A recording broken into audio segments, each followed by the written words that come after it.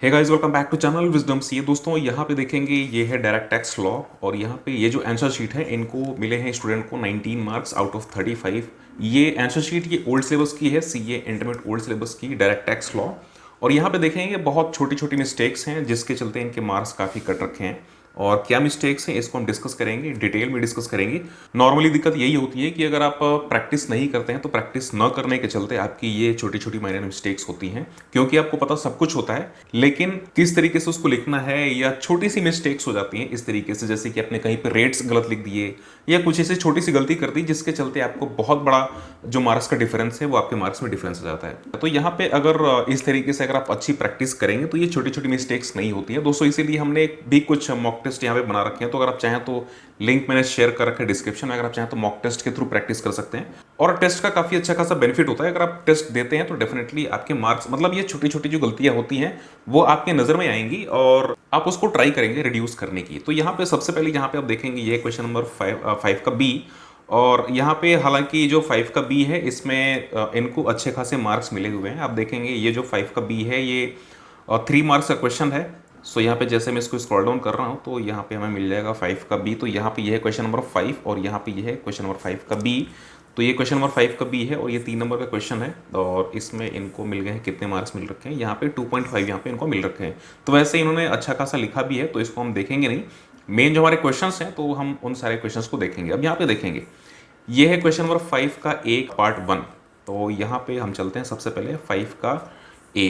अब यहाँ पे इसमें से दोनों में से कोई एक करना है, यहाँ पे या तो 1 कर लीजिए या तो 2 कर लीजिए, सेकंड कर लीजिए। तो इन्होंने ये वाला क्वेश्चन कर रखा है और यहाँ पे देखेंगे इन्होंने बहुत छोटी सी गलती कर रखी है। यहाँ पे जो टैक्स रेट है, केवल टैक्स रेट यहाँ पे 20% की जगह पे यहाँ पे इन्होंने बस 5% ले रखा है। मैं आपको दिखाता हूँ यहाँ पे, अब देखेंगे ये है 5%। अब यहाँ पे केवल ये जो टैक्स है 5%, सब कुछ यहाँ पे सब कुछ सही कर रखा है। यहाँ पे LTCG और यहाँ पे जो 2.5 लाख रुपए की लिमिट है ये भी सही कर रखी है, बट यहाँ पे केवल 5% जो है, यहाँ पे 5% का रेट यहाँ पे गलत लगा रखा है और इसके चलते इनका पूरा जो आंसर है वो गलत हो रखा है। अब यहाँ पे देखेंगे ये जो क्वेश्चन है, मैं आपको दिखाता हूँ क्वेश्चन कितने नंबर का है। सो ये क्वेश्चन है 5 का ए, ये है 4 मार्क्स का। सो अब देखेंगे ये है 4 मार्क्स। तो यहाँ पे 4 नंबर में आपको दिखाता हूँ कितने नंबर इनको मिले हैं। ये मिले हैं बस इनको 1.5 और केवल एक छोटी सी गलती के चलते। तो यहाँ पे देख सकते हैं कितने बड़े का इनका डिफरेंस आ गया। स्टेप वाइज मार्किंग है, बट स्टेप वाइज मार्किंग भी किस तरीके से मिलती है, यहाँ पे 0.5, यहाँ पे 0 और यहाँ पे कोई मार्क्स इनका जो टोटल है, क्योंकि टोटल इनका आंसर गलत है तो यहाँ पे कोई मार्क्स नहीं मिले। बाकी उन्होंने जो छोटा यहाँ पे लिख रखा है यहाँ पे 0.5 यहाँ पे मार्क्स इनको मिल गए। तो बाकी इसका कोई बहुत बेनिफिट नहीं है। यहाँ पे भी इनको जो एडवाइस उन्होंने दे रखी है तो यहाँ पे 0.5 मार्क्स यहाँ पे मिल गए। तो स्टेप वाइज मार्किंग तो होती है, बट स्टेप वाइज मार्किंग में अगर आपने कोई ऊपर गलतियां कर दी जिसके चलते जो आपका क्वेश्चन है, क्वेश्चन का सोल्यूशन पे बहुत बड़ा इंपैक्ट आता है, तो वहां पे बहुत सारे मार्क्स आपके कट जाएंगे। इस तरीके से यहाँ पे यह है क्वेश्चन नंबर 3 और यहाँ पे क्वेश्चन नंबर 3 में इन्होंने छोटी सी गलती कर रखी है। क्या गलती कर रखी है, अब यहाँ पे देखेंगे इनको थोड़ा सा मुझे लगता है कि गिफ्ट में कंफ्यूजन है। मैं आपको एक बार क्वेश्चन नंबर 3 दिखाता हूँ। सो यहाँ पे फटाफट से हम चलते हैं क्वेश्चन नंबर 3 पे और यहाँ पे ये आई थिंक ये है क्वेश्चन नंबर 3।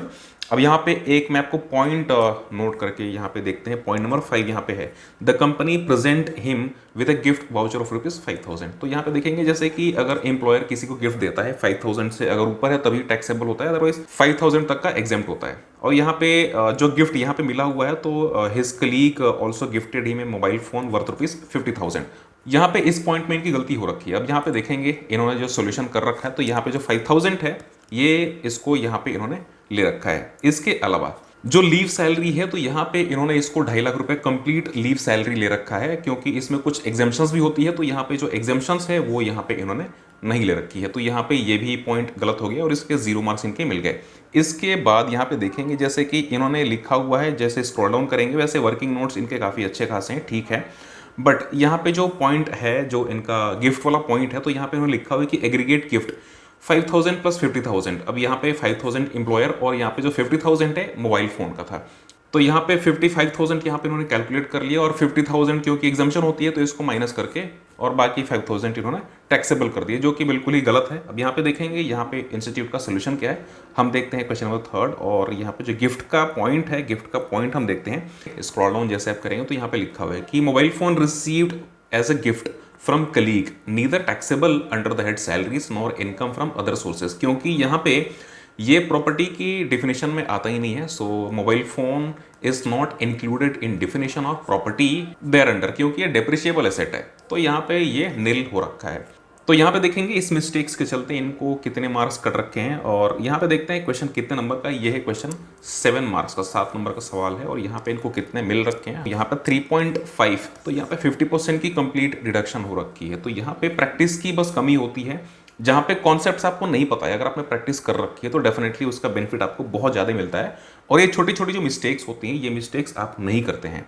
अब इसके बाद जैसे इसको हम स्क्रॉल करते हैं, स्क्रॉल डाउन करते हैं, तो यहाँ पे ये है क्वेश्चन नंबर 1, और यहाँ पे वैसे सब कुछ ठीक है, कोई बहुत बड़ा इशू नहीं है, बट यहाँ पे अगेन इनको यहाँ पे एक गिफ्ट वाले पॉइंट में इशू है।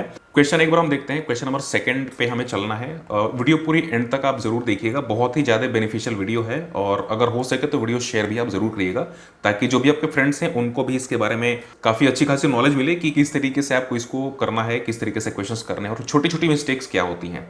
अब यहाँ पे देखेंगे, यहाँ पे एक तो पॉइंट नंबर ए है और यहाँ पे पॉइंट नंबर बी है, और यहाँ पे बेसिकली जो क्वेश्चन है ये रेजिडेंशियल स्टेटस का है, और इसके अकॉर्डिंगली आपको टैक्स कैलकुलेट करना है। अब यहाँ पे 2 चीज़ें हैं, तो यहाँ पे इनको गिफ्ट रिसीव हो रखी है, एक तो 71,000 की, जो कि हस्बैंड पेरेंट्स ऑफ हस्बैंड, तो डेफिनेटली ये टैक्सेबल नहीं होगा, ये एग्जेम्प्ट हो जाएगा। और यहाँ पे मैरिड सिस्टर ऑफ हस्बैंड, अब क्योंकि ये भी एग्जेम्प्ट होता है, लेकिन यहाँ पे इन्होंने इसको भी ले रखा है 21,000 को भी, क्योंकि ये रिलेटिव की डिफिनेशन में आते हैं, और ये भी जो 71,000 है ये भी रिलेटिव की डिफिनेशन में आते हैं। तो अगर आप कोई रिलेटिव से गिफ्ट लेते हैं तो वहाँ पे ये कंप्लीटली एग्जेम्प्ट हो जाता है। और यहाँ पे अगर आप देखेंगे, यहाँ पे तो 1,41,000 और यहाँ पे 121, तो यहाँ पे 262 का ही यहाँ पे टैक्सेबल होना चाहिए गिफ्ट के सेक्शन में।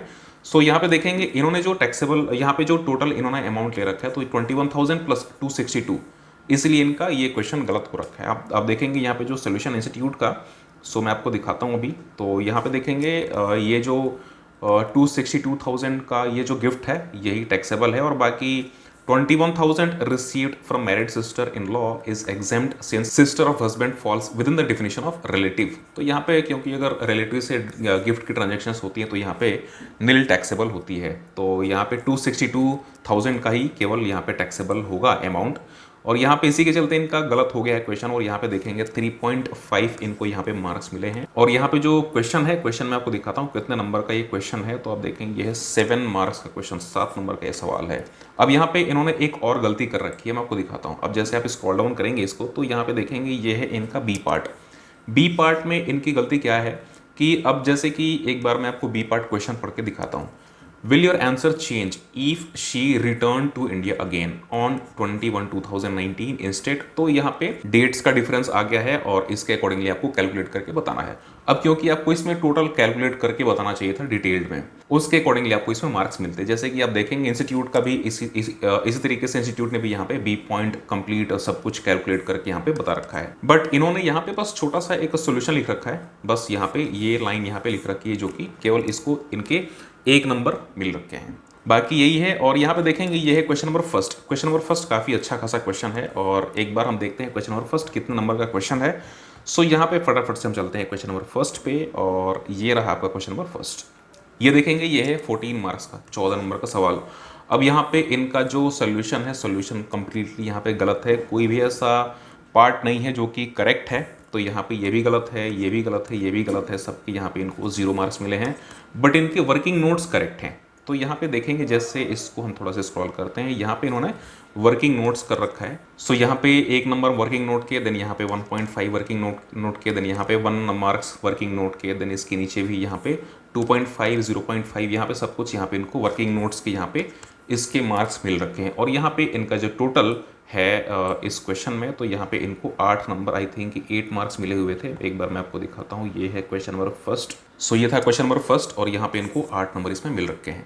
तो यहाँ पे देखेंगे इस तरीके से, अब क्योंकि 14 मार्क्स का क्वेश्चन है, लेकिन सारा का सारा क्वेश्चन इनका गलत हो गया, तो यहाँ पे काफ़ी सारे मार्क्स इनके कट गए। तो इस तरीके से अगर छोटी सी गलती भी होती है तो आपके काफ़ी अच्छे खासे मार्क्स यहाँ पे डिडक्ट हो जाते हैं। और यहाँ पे यही रीज़न है कि इनको केवल 19 मार्क्स मिल रखे हैं। तो आप देखेंगे कि अगर आप ये छोटी मोटी गलतियाँ नहीं करते हैं तो डेफिनेटली आपके मार्क्स काफ़ी अच्छे खासे आ सकते हैं। ये बस केवल माइनर मिस्टेक्स होती हैं। तो यहाँ पे इसलिए प्रैक्टिस बहुत ज़रूरी है, प्रैक्टिस आप ज़रूर करिए, क्योंकि इंस्टीट्यूट के भी कुछ सजेस्टेड हैं, अगर आप चाहें तो उससे भी प्रैक्टिस कर सकते हैं। अदरवाइज अगर आप चाहें कि कोई पर्सन हो जो कि आपकी जो आंसर शीट है उसको चेक करके आपको बताए कि आपकी क्या क्या गलतियां हैं और इसमें क्या आपको किस तरीके से लिखना चाहिए। डेफिनेटली हमारे मॉक टेस्ट भी अवेलेबल है, सो लिंक इस अंदर डिस्क्रिप्शन, अगर आप चाहें तो उसको ले सकते हैं। फिलहाल में कंप्लीट वीडियो है, वीडियो शेयर करिए, चैनल सब्सक्राइब कर लीजिए, नोटिफिकेशंस के लिए बेल आइकॉन भी आप जरूर प्रेस करिए। Thank you so much, have a nice day.